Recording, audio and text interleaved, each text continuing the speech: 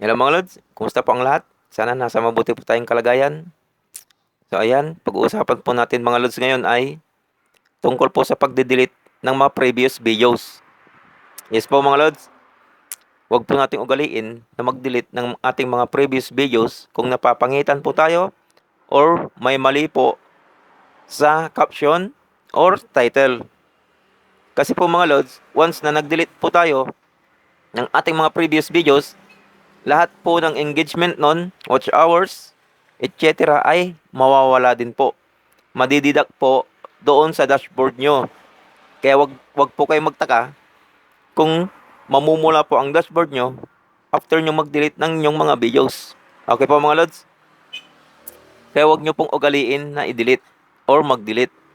Malay nyo po, yun pa po yung mag-trending na mga videos nyo. O di ba? Di sayang lang.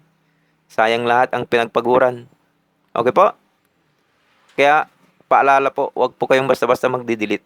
Lalong-lalo na po para po doon sa mga bago or baguhan pa lang sa mundo ni Paring Mets. Okay po mga lods, sana po ay makatulong po sa inyo. Okay? Alright?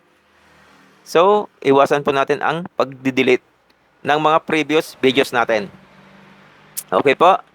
So kung nagustuhan mong video to, please follow for more tips at ingat po.